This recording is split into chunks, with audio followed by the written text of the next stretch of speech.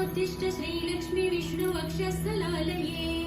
उत्तिष्ठ करुणापूर्णे लोकानां शुभदायिनी श्रीपद्ममध्यवसिते वरपद्मनेत्रे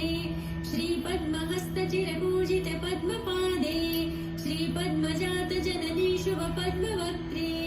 श्रीलक्ष्मी भक्तवरदे तव सुप्रभातम् जाम्बूनदाभसमकान्ति विराजमाने तेजोस्वरूपिणि सुवर्ण विभूषिताङ्गी सौवर्ण परिवेष्टित दिव्यदेहे श्रीलक्ष्मी भक्तवरदे तव सुप्रभातम् सर्वार्थसिद्धिदे विष्णुमनोनुकूले सम्प्रार्थिताखिल जनावन दिव्यशीले दारिद्र्य दुःख भयनाशिनि भक्तपाले श्रीलक्ष्मी भक्तवरदे तव सुप्रभातम् चन्द्रानुजे कमलकोमल गर्भजाते चन्द्रार्कवह्नि नयने शुभचन्द्रवक्त्रे हे चन्द्रिका समसुशीतल मन्दहासे श्रीलक्ष्मी भक्तवरदे तव सुप्रभातम् श्रीयादिलक्ष्मी सकलेप्सित दानदक्षे श्रीभाग्यलक्ष्मी शरणागत दीनपक्षे ऐश्वर्यलक्ष्मी चरणार्चित भक्तरक्षेन् श्रीलक्ष्मी भक्तवरदे तव सुप्रभातम् श्रीधैर्यलक्ष्मी निज भक्तहृदन्तरस्ते सन्तानलक्ष्मी निज भक्तकुलप्रवृद्धे श्रीज्ञानलक्ष्मी सकलागमज्ञानदात्री श्रीलक्ष्मी भक्तवरदे तव सुप्रभातम्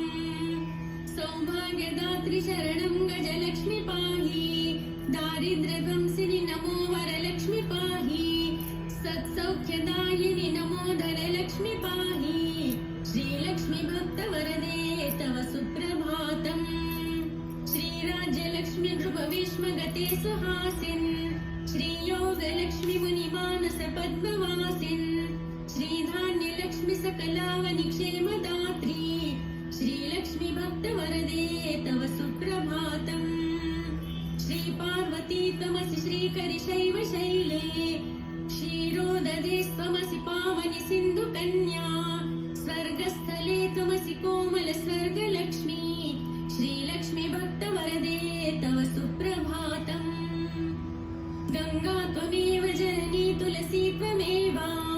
कृष्णप्रिया त्वमसि भाण्डिर दिव्यक्षेत्रे राजगृहे त्वमसि सुन्दरि राजलक्ष्मी श्रीलक्ष्मी भक्तवरदे तव सुप्रभातम् पद्मावती त्वमसि पद्मवने वरेण्ये श्रीसुन्दरी त्वमसि श्रीशतशृङ्गक्षेत्रे त्वं भूतलेसि शुभदायिनि मर्त्यलक्ष्मी श्रीलक्ष्मी भक्तवरदे तव सुप्रभातम् चन्द्रा त्वमेव वरचन्दनकाननेषु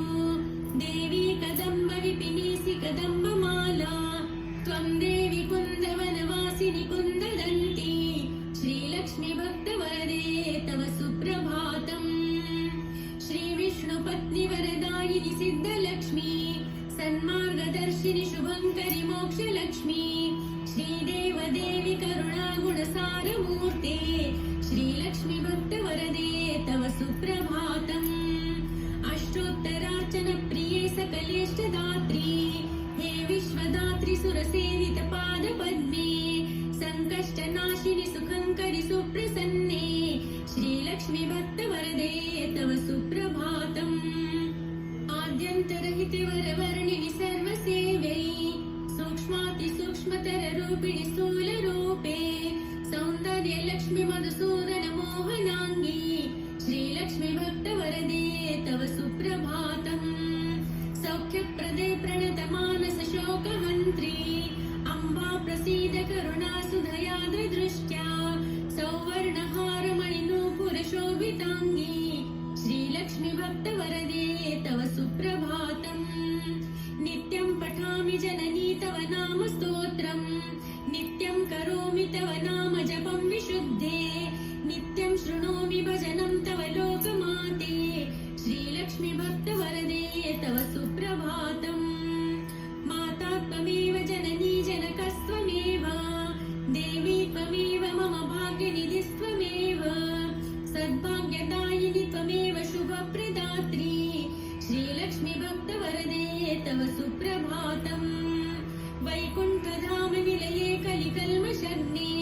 नाकादिनाथ विनुते अभयप्रदात्री सद्भक्तरक्षण परे हरिचित्तवासिन् श्रीलक्ष्मी भक्तवरदे तव सुप्रभातम् निर्व्याजपूर्ण करुणारस सुप्रवाहे राकेन्दुबिम्बवदने त्रिदशाभिवन्द्ये आब्रह्म कीट परिपोषिणि दानहस्ते श्रीलक्ष्मी भक्तवरदे तव सुप्रभातम् लक्ष्मीति पद्मनिलयेति दयापरेति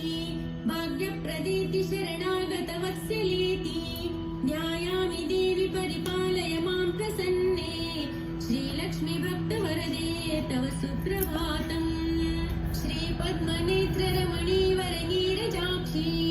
श्रीपद्मनाभदयिते सुरसेव्यमाने श्रीपद्मयुग्मधृतनीरजहस्तयुग्मे श्रीलक्ष्मी भक्तवरदे तव सुप्रभातम् इत्थं त्वदीयकरुणाकृत सुप्रभातम् ये मानवः प्रतिदिनं प्रपठन्ति भक्त्या तेषां प्रसन्नहृदये कुरु